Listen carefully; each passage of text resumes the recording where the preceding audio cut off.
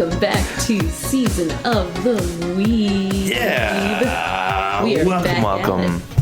Yeah. Oh, this is awesome.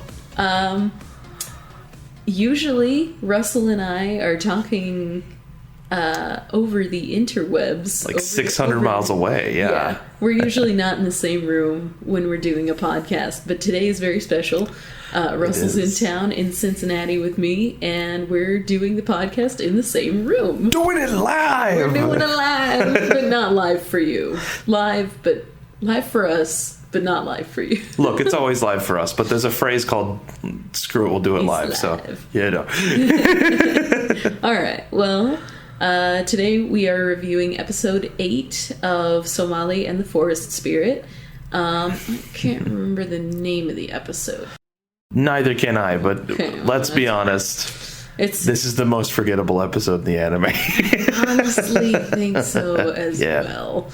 Like, we both did like a little rewatch of it right before we started recording, and mostly because I forgot and you needed a refresher. Yep. And that's not happened really. No, but I don't know, honestly, like we started off our episode where we last left our heroes with the inky book, and then they went to go... Well, actually, no. They got a special book from Praline, which was cool. She apparently uses to smuggle books, which is neat. I thought that they were just gonna, like, be like, oh yeah, come with me. I can escort you to the high librarian. Seriously, yeah. But no, they made it super difficult. Yeah, like that's just one of those things that's like ultra plot contrivance. Yeah. Number 11, where it's like, why didn't you just tell them the thing or tell your superiors the thing? Yeah, escort them. It's not like it just does that. It's not like they really need... I don't know. Maybe they're not allowed to see her either because she's so caught up in being sick. But nobody's supposed to see her at all. But then why are the guards in there? Why is everybody in there? The guards weren't in there. The guards No, but why are the guards allowed in there then? You know, like... Because they were protecting her. I guess. It's weird to me. Okay, well... I don't know. Like, how is you... Your boss is on life support. Like, why is it that it has short range telepathy? And like, so why is your top underling not allowed to come see you? You know what I mean? True. Maybe not Praline. Maybe because Praline's in trouble for smuggling. Well, no. But Hazel. At the very least. That's what I was thinking. Like, Hazel should be able to go see her. That's what. Okay. I'm jumping a little too far ahead. Never mind. Right. Let's start at the beginning. So. Okay. Or at least. Yeah, go ahead.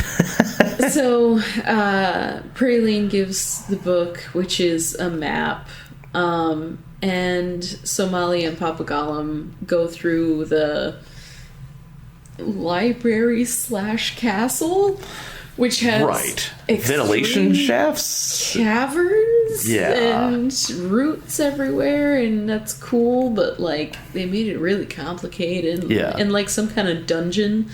Yeah. But they get caught by these vajayjay monsters. Yes. That scream way too loud. It's annoying. Mm-hmm. But, and then there's also those, like, what are they, sheep? The sheep started yelling too. Yes, yeah. Oh, man. They looked like birds to me, but I remember exactly what you're talking about. They're probably birds. I can't remember. I have a terrible memory. This is the problem with this episode, man. Like, there's nothing astounding or ecstatic making about the episode, which makes me sad. I do like the message at the end, but we'll get that at the end. Right, right, of course. But, so, Somali and Papa Gollum, I did actually like the part where, they got in trouble with the sirens, and Papa Gollum was just like, scoop, wee! It was so You're just watching Papa Gollum jump around the dungeon with Somali in his arms, and Somali's all for it. Yeah. Somali's like, yep, we're good. All right, you want me to hold my breath? Don't know why, but here we go. Yeah, no, like, honestly, any time that Somali and Gollum are on screen in this episode, it's a vast improvement. But I think therein lies our key problem. They're mostly not on screen. Yeah. For like 80% of the episode. What was the other episode that was like that was Haitora's backstory. Yeah. I don't know. But that was like 5 minutes. No, I mean, good, solid episode. No. Haitora's backstory is like 5 minutes. They surround the campfire. Yeah. And then they remember, because the whole rest of the episode is boo hoo hoo, my whole life is a lie from Uzoi. I remember that now. But like, this episode just lacks Gollum and Somali. Other than the chase scene. Yeah. And the very end. Very end, yeah. Yes. But so they get caught right as they get to her chambers, the head witch's chambers. And pretty much the guards come, and the head witch is like, all right, stop. Yeah. You don't need to chill the fuck out. Chill the fuck out. Guard dogs down. Just completely just like telepathy scribs. Nope. I want it. I want the tiny baby. Bring me the tiny baby. And she pretty much knows what's up already. She knows that she needs to tell the story, and probably doesn't know. Well, no, she knows why. Yeah. And that's... Yeah. Do you want to go on with describing the... Yeah, sure. It, you know? Yeah. So I guess the real meat of the episode, after we meet what honestly looked like a metal album cover of a character. Yeah. Like, the head witch was just straight up like hooked up to magic life support out of like something out of Akira almost. It was just it was weird. And although fantastic nails. Oh, you brought that up earlier. I brought that up when we were watching it. Her nails are on fleek. Like, they have not aged a day. 304. But that nail game is strong. It's strong. Oh, wait, no. Was it 150 years? That's when they normally die. But she is 304. Oh. Yeah. Well, for no reason. All right. Yeah. She just had her time. Yeah. Okay. Mm-hmm. But her time was eventful. Yeah. In the fact that... Oh, well, that's the problem, remember? It's not even her backstory that we're getting. Is it? Okay, I was under the impression... It's her ancestors' backstory. Oh. I know. Because it's just like, oh, the person who wrote that book was my great-grandmother, or my ancestor, I think is the word used. For some reason, I thought it was her. I know, because that would make sense. My life was a lie. My life is a lie. Okay, all right. But the ancestor, what did you say your name was? Fedora. Milady Fedora. She's got a nice hat. She does have a nice hat. She's got a fez on.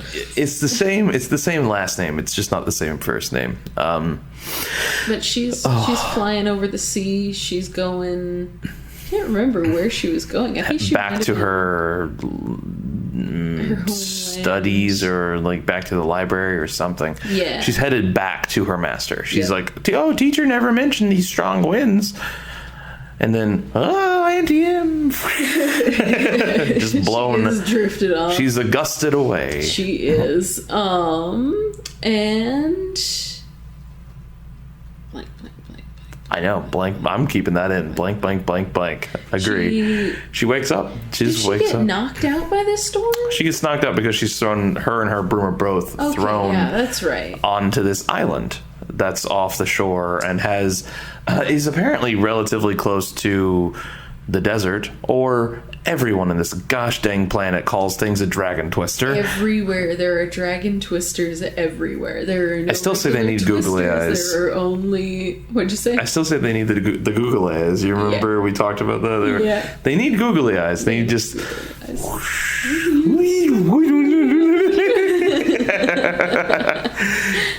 Googly eyes are jiggling. Oh, but so we find out that this island is covered with humans. It is inhabited by humans. And one golem. Yeah. A naked golem who is constantly scanning everything with his eye. And constantly working it with that booty. His booty. Okay. So, let's just bring up what everyone is thinking. Why the hecky from Kentucky is this golem naked and still walking? Does he have a cod piece of his armor on? Does he have his 2 cheeks covered? Like, why? What? Like the polar, like the universal opposite of assless chaps. Yes. Assful chaps. Assful chaps. That's great. But so, we were kind of discussing it before, like, I noticed mid-episode rewatching it that the golem's eye is always open. Yeah. And you had mentioned the color change in his eye at the end of the episode, but we'll get to that later. It just... I don't know. I want more information, and we got absolutely none. Yeah. Other than he is considered a god named Haraizo. Yeah. And... Yeah. What the heck? Even the golem didn't, like, want to say anything about it. Other than... Yeah, you know them humans. They stupid. Yeah, they think I'm a god. Whatever. They're such scaredy babies. Yeah, no.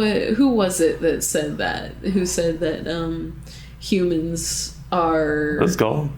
the most fearful, like... And it was harsher than that. It was like it was something akin to unscrupulous and paranoid. It was basically they'll kill anything that isn't like them. And I completely agree. This episode, like, this is what humans are. This is why I hate humans. This is why I hate being a human.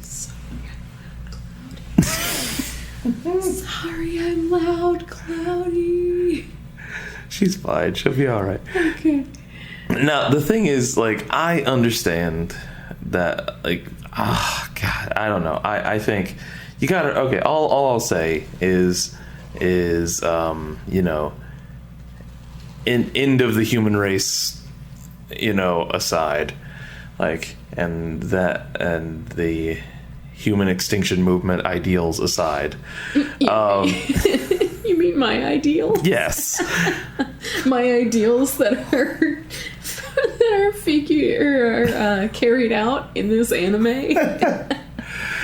So I love this anime. It keeps the peace and there's no humans. Let me live there. Like, all I will say, like, all that aside, all I will say, and I won't feed into it. I won't be arguing about it. Just, I promise. But you have to remember, while, I mean, and this episode does a little bit to show, like, oh, not all humans are bad, and, you know, like, they can change, and and it's really more about exposure to proper, you know, it's exposure to the other that helps you accept the other, and that's, like, the key to understanding people and getting rid of things like racism, sexism, etc. And I get it, and I liked that. But the rest of the episode, and that was like a sliver that they had, whereas the rest of the episode is just like, oh, humans bad. But you have to remember, it falls a smidgen flat when, one, that's already been touched on repeatedly in the series I mean, in it's more kind of a nuanced big ways, subject. though. But it's so much better done in Haitora's flashback. It's so much better done in, and I mean, it's weaved throughout the world, like their fear of being exposed as a human. It's great. It's done very well other places. And this whole episode is all just like, you know, like just rehashing something we already know. And more importantly, again, like I brought it up with the Haitora episode, you got to remember, this is a group of people who have gone, must be their entire lives, because this golem's clearly on its deathbed, so it's been around 1,000 years. We don't have golems, so, you know, like, clearly this is like millennia. Humans don't live that long. So these are humans that have grown up entirely in a world that will eat them if they find them. Now, I'll grant you, they're dicks. This island is an island of assholes. Yeah, well, except for one. Yeah, but the rest of the island are assholes. Yep. Period. And I really hated the scene where they were beating up the dragon. Like, I honestly almost cried while I was watching it. It was just such a representation of how I feel about people, and it hurt. I honestly, I don't know. It was weird. Like, I liked, you know, that it did what it was supposed to do, I guess. I don't know. But, you know, which is supposed to be emotionally impactful, and it was, and it kind of did it in a very, you know, like we've seen, all the flashbacks and all the side stories are very, you know, like bloody and grotesque and stuff. Oh, sorry, not to use a apropos word there, but I didn't even mean to say grotesque. But, you know, just like, you know, like they've been very gory, the showing of, like, you know, human and monster interaction. But that's the only thing I think I liked about the scene. Not for the animal cruelty aspect of it, just because, you know, I mean... Well, no, not just the animal cruelty aspect of it. It was the... Even though something is telling you it's not harmful, you're only scared of it, and you're just gonna keep attacking it because you don't understand it. Right, and it doesn't fit into the conformity. Right, and I think that, like, there is, like, I think there's a lot to be discussed there, and I think this show does like that discussion a lot. Like, it's kind of obsessed with it.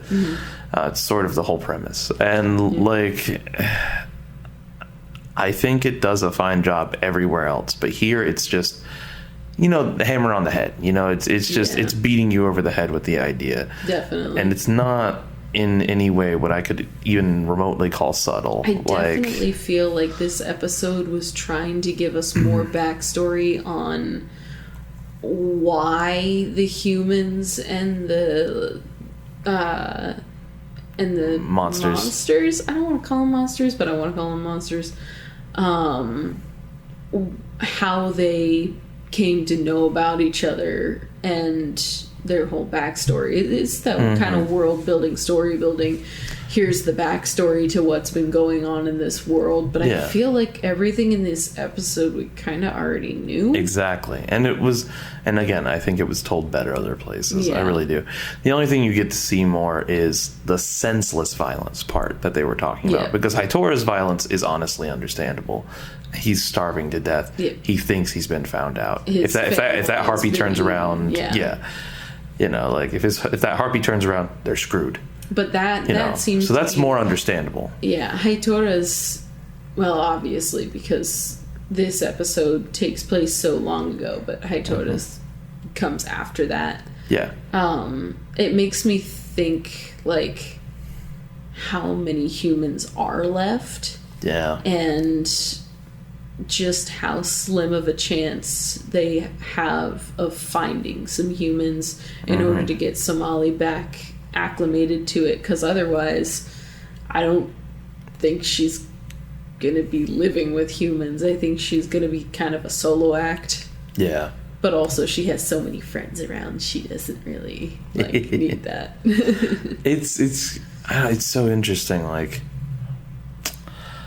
I wanted this episode to be a great backstory and world builder, but all it turned out to be was just the most anime episode with a witch that we find out cries moe tears. Yeah. I thought that was such, like, I thought it was cute, but it was also, like, out of place in this anime. It was out of place in this anime. Yeah. That was weird. Yeah. It was kind of just, like, magic for the sake of magic. Yeah, and moe for the sake of moe. Yeah, exactly. So I think, I don't know, I guess we should continue. I hate ragging on this show. I love this show so much. I do. This is just one of those episodes. It was a swing and a miss. Yeah. It was a swing and a miss. And honestly, like, but you know what, to be honest, I don't know. I found the character to be an interesting, like, I think it had an interesting concept. You know, it's basically a horror movie that you're watching. This is like a horror short film for this little character, you know, like the 10 minutes you spend, or the 12 minutes you spend in Haizo or Horaizo are like a horror film for this little girl who's like, oh, if they find out I am who I am, I am fucked. Yeah. They're literally gonna kill me. They're gonna string me up on a post and beat me to death. Like, yeah, and that's horrifying. Yeah, that's just insane. And at the end, so I don't know where we are in our description of the episode, but we literally got to she got knocked out and woke up with the golem. That was it. Okay. And it was naked. So pretty much from there, she gets introduced to the humans, the villagers. Yeah. Everything is happy. Everything's fun. She meets the little girl, and she gets to know the little girl, which is cute, and it builds that relationship to where the little girl trusts. You were about to say Somali. No, it wasn't. Milady Fedora. Fedora, that's Milady her name. Fedora. So, she gets to trust Fedora, and that's where we kind of see that click of later on when she gets saved. She doesn't mind that she's a witch. Right. She just loves her for who she is. Exactly. Which is what we should all do. But other than that, it just escalates. She spends some more lovely time with them. Then the dragon beating happens, and then other than that, not much other than.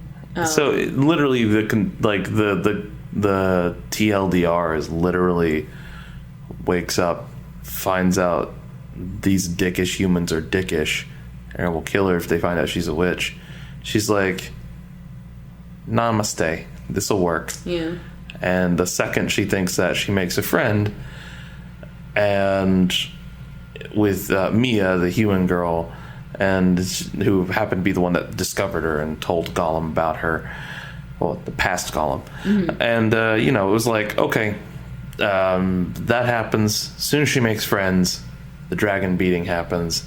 As soon as that happens, it's literally like, I don't even think it was it another scene, or was it were there two scenes? By the tree. I'm blanking on it right now, but I think she just went up. She sulked by the tree, like, oh shit, they're gonna kill me. And then, like, pretty much, I think a night goes by, and she's like, I'm leaving. I am going to leave. And then her. Oh no, I know what it was. I know what it was. Okay, so there's a point where it's like, oh, the golem is like, oh, I've figured out your situation. If you get on your broom and go right after the dragon twister, you'll take a morning breeze back home and you'll be fine. Yep. And bing, bang, boom, get out of here. Bing, bada, boom, you're out of here. All the way to Jersey. So, yeah, it was just. So that was basically it. I think she knew that in the back of her head and was debating leaving. Then she was like, oh shit, they beat dragons. I am leaving. Then it was just like grabs broom, runs away, cries because she's like, but I like these people. It sucks that they hate me. And then little friend Mia comes out. Mia, that's her name. Mia comes out, and Mia falls down into the abyss of spiky rocks like there is at the bottom of every cliff. And Fedora is in this pinch where she's like, shit, do I reveal that I'm a witch, or do I just let her die and live with that guilt the rest of my life? And obviously we all know she takes care of her and she saves her. But I just don't understand how the people in this anime could have just literally still been like, yeah, no, fuck you, even though you just saved. Because, okay, so that's my thing. How the hell did this golem get to be okay with these humans? Because, like, if saving one of their own children didn't get them to like her, what did the golem do? Well, I remember it said they treat him differently though. He's not one of them. He is above them. But they did say that he gave them land, food, shelter, all that. But like, you gotta know, I mean, like, when they first met him, like, did he overpower them in the sense where he like backhanded a bitch? Or my assumption is that, so my presumption is he saw humans either one of two things, like destroying forest, and so he was like, hell no, and they stopped and they pleaded with him. Or because, you know, like if the golem saw somebody cutting down or like maybe trying to burn down a pottery tree, he would like destroy them, but not anybody not doing anything. So like if like Steve and Rob get killed, but everybody else in the village is like, oh, don't kill us, and he would just stop killing them after, well, once they're dead. He would just look over and be like, I'm not killing you, they hurt the forest, they were the problem. And then, you know, like it was either that, and then they were like, well, we need somewhere to live, and then he was like, live here, don't take too much from the forest, it's fine. And so there's that possibility. Or just that my other theory is that he saw their potential in being able to cause destruction or disruption at the very least. And he was like, well, they're really stupid and easy to placate, you know. And I don't even know. Actually, no, I take that back. Not stupid, but they're paranoid and easy to just, like, you know, manipulate. Yeah. And it was like, I think it was that. And even if it was we saw him kill a bunch of people thing, either of those theories, I still think he's been there a long time, right? Yeah. And I think with that, it's probably been generations and generations of humans, and they probably all talked themselves into believing that Gollum is just a different looking human. Yeah. Because all they say is, oh, he is a bit different looking, but he's definitely one of us. Is what one of their lines. Yeah, exactly. And it's just like, just because he has the like silhouette of a human doesn't make him human. Yeah.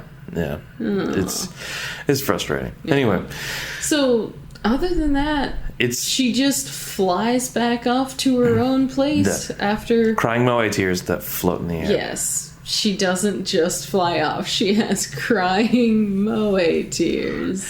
Anti-grav tears, which, by the way, would be so useful, because then you could have nuclear power plants in space. Because of your moe tears? Yeah.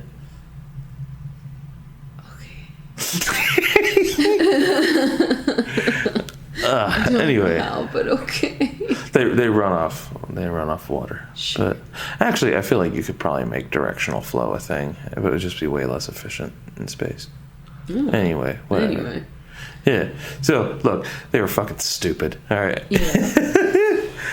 I just want to say this because I'm sorry. We should finish out with there was we go back to Nails on Fleek for the end of the episode, and it is essentially Somali doing the only thing I liked in this whole episode, which was like so touching. Where she was just like, "Dad, like, am I like the humans in that story? No, Will I hurt them? No, Am I bad? Not bad. You're different." Yeah, and that was like that was the wonderful message at the end where the head librarian was just like, come here. Oh, your hand is warm. It was just like, what weird thing to say to a baby, but okay. But you're so cute. Well, in that moment, I could really feel how cold her old and dying hand was. Yeah, it's true. Like, I was like, yeah, I feel that. Give me a warmth, child. It was kind of like... It was a sweet moment. Things. It was a very sweet moment. It was a very sweet moment. And then she had a very nice message of like, are you afraid of us?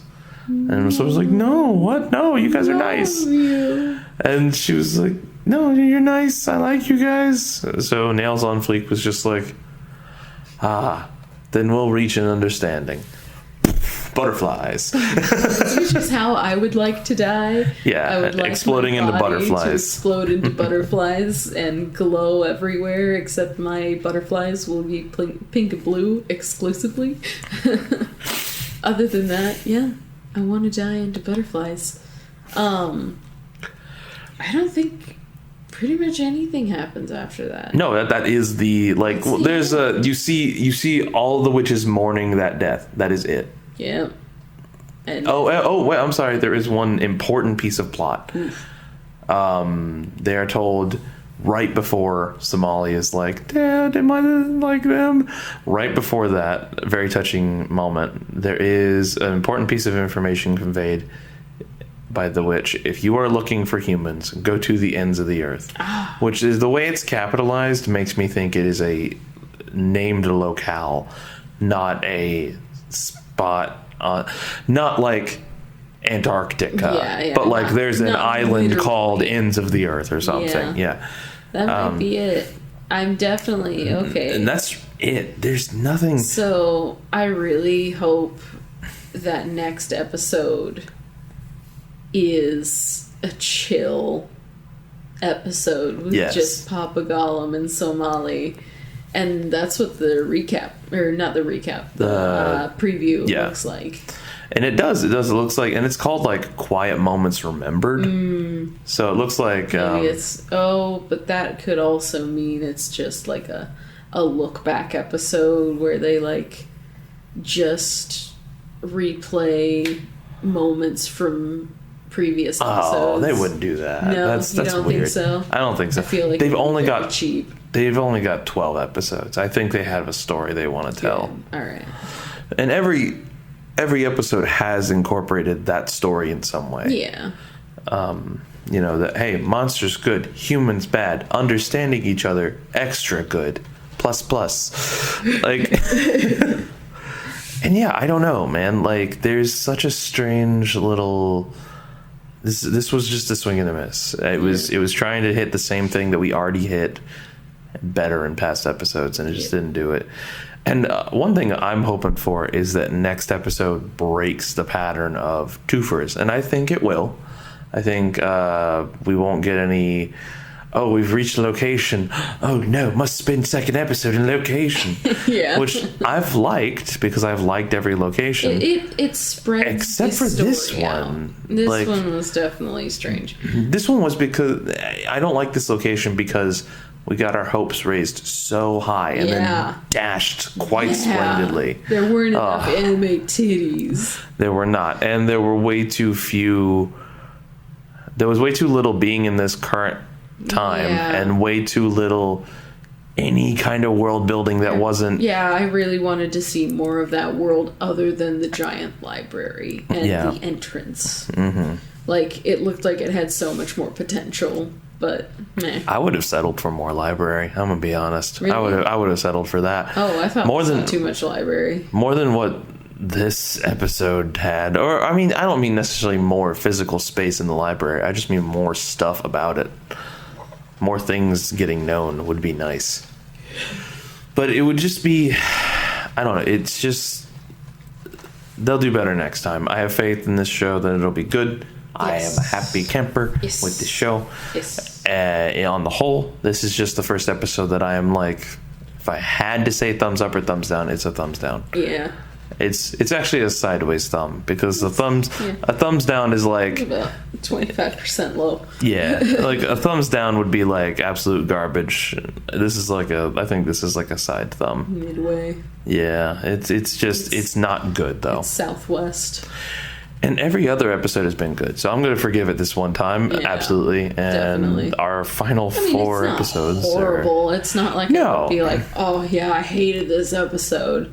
It was just like, I will say the one thing I absolutely did hate about this episode, and I'm not going to spend a long time on it because I don't like being super negative about this show, because I think it harshes the mellow, but the reasoning, the ham-fisted reasoning behind Mia and Fedora, a lady, getting to be friends was because they, like, it was an argument that, not an argument, but Mia's friends being assholes and being like, you look like an old lady when you eat potato mochi. Yeah. It's like, what a tropey as shit. But it's also just tropey as shit, weird, like, nobody says this in fucking real life. Yeah. Get a life, guys. Anime writing.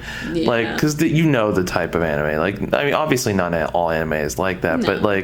but you know, it's that kind of like slice of life joke that would have been written in there. Yeah. That would be like in Nichijou Sisters knockoffs or something. Yep. Where it's just like, oh, you look like an old lady when you eat potato mochi. It's like, okay, this clearly happened in Japan.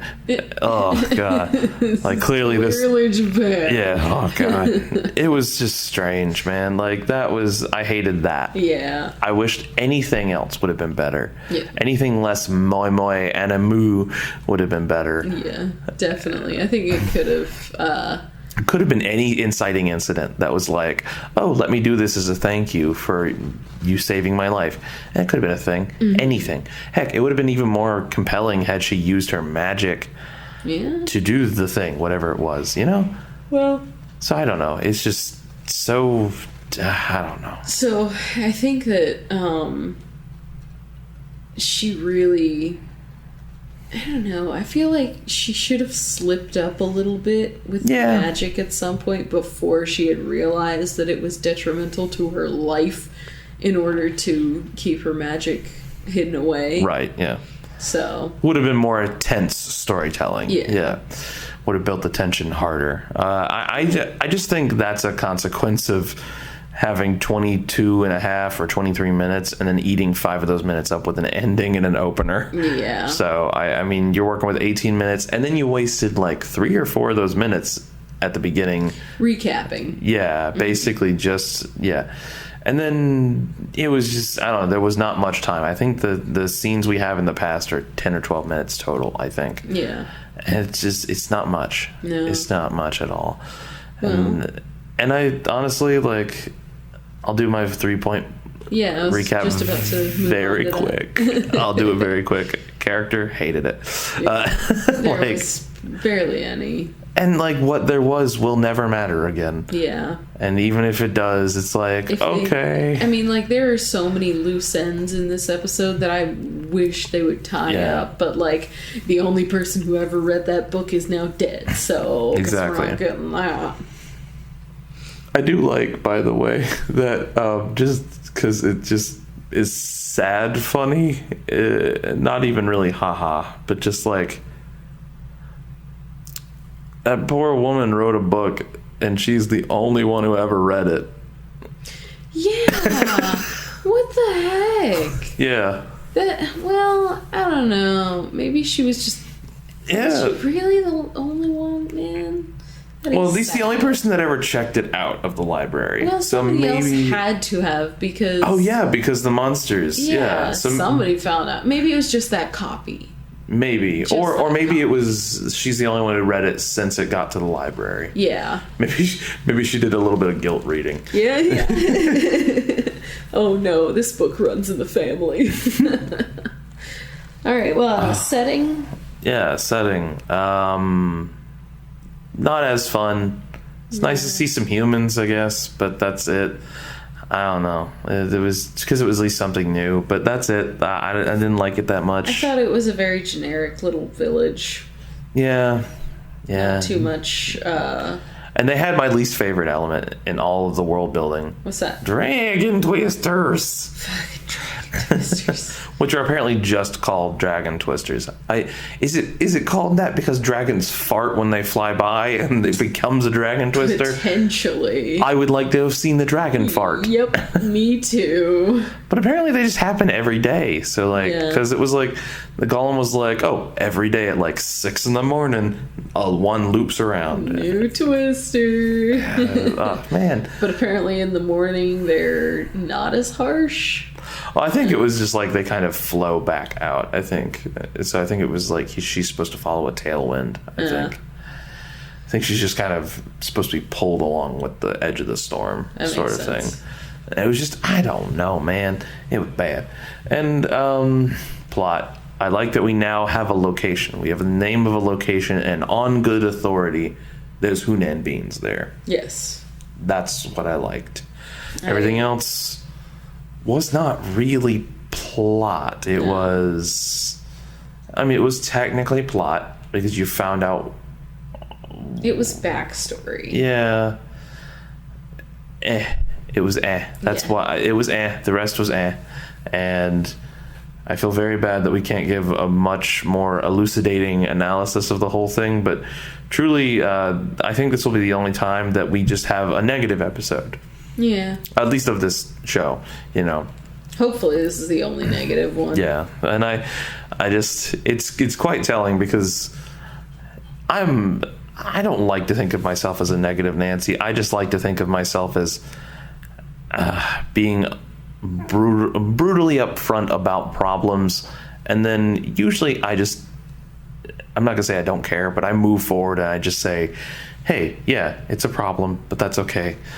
We will accept that it's a problem and move forward. Definitely. Maybe try and fix it if we can. If it's something like a television series, you can't fix that. But oh well, just deal with the fact that the TV show's flawed. Yep. And, but that doesn't ever stop me from complaining. So it comes off like I'm a negative Nancy to a lot of people. Give your perspective. And in general, I feel like I probably do come off as a negative Nancy in most cases where it's just like, I'm just stating, I feel like there's probably an issue here. Not that ruins the show for me, but there's an issue.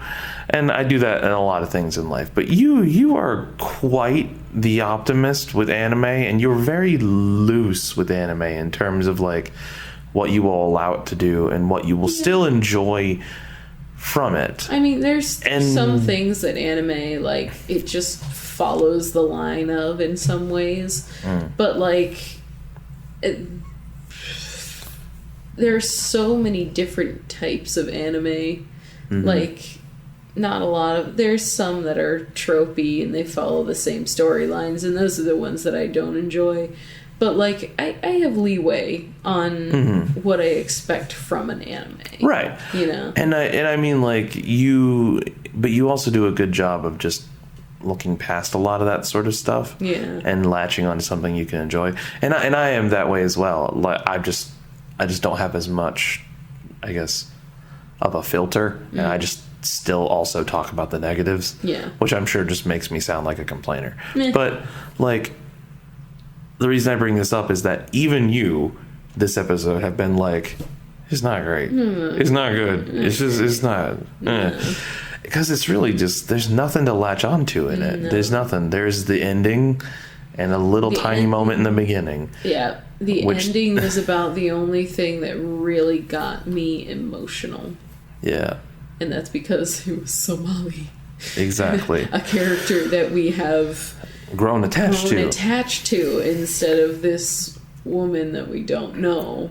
who is just the ancestor of a woman that we don't know. Yeah. this is like some hardcore like episode 1 Star Wars shit. Yeah.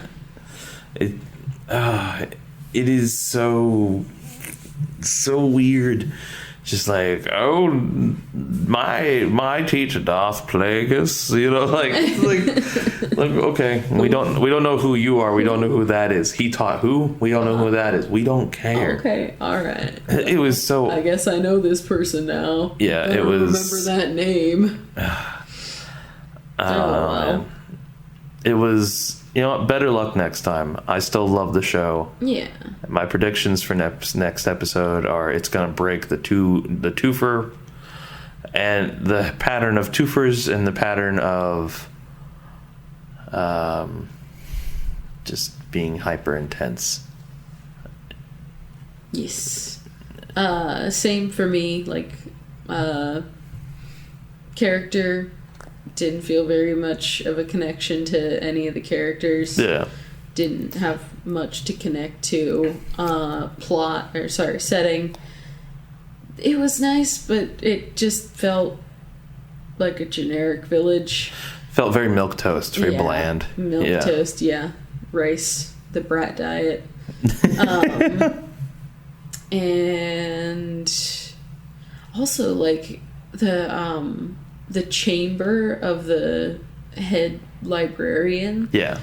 It felt very used. Like things coming down to connect to her body where you don't know where they came from and blah blah. Magic life support. Magic life support stuff. And then plot. Yeah, plot. I think you covered it pretty well. All right, well. Yeah. I think we covered everything. Yeah, I do like that we got to do this in person. Yes. I hate that we got to do such a bummer episode in person, though. Definitely. Yeah, it's a little sad. It is. It is. I feel like we should just make an extra bonus episode and release one of just us talking about how much we love everything about fucking everything else about Somali. Yeah. That might be nice. You like it? Side note, do you like how I have Somali right next to my recording screen? I do like that. I do like that. I just wish she was like facing that way so she could be watching the recording. Yeah, that would be so cute. That would be cute. All right, screw it. I'm keeping that in because that was the most positivity we've had all episode. We were talking about my wallpaper next to my recording screen, my Audacity window, and my wallpaper is Somali, and Papa Gollum in Somali is like looking at a butterfly. And it's like perfectly half and half on my screen. It's so cute. She's my daughter. Fucking apparently Papa Gollum's my husband. All right. You could do worse. Hey, yeah. He is my favorite voice actor. Hey, you could do a lot worse. You know? All right, well, we'll talk to you guys next time. Make sure to, again, leave your comments in the comment section. You know what? Yeah, most especially with this episode. Like, please tell us if you really liked this episode out there. Let us know. Defend it. Yeah, like, let us know why. Like, let's have a conversation about why this episode merited what it did and where you found positivity in it, because I don't like being negative about this show. No. I can be negative about most shows, but this show basically thrives on positivity, and I would like to keep that train going. Yeah, I mean there were positives in this episode, but like far outweighed. Finding them was a little hard. It was difficult. It was needle and haystack sort of stuff. Yeah. But you know what? We are through it, and we are gonna have what looks like an adorable daddy-daughter episode next time. I'm ready. And it'll be great. I know. I'm so excited. All right. Well. Thanks for podding with me, Kat. Thanks for podding with me, Russell. Yeah. It was awesome to do it in person. Yes. Extremely awesome. Yeah. Well, we'll talk to you guys next time. All right, bye.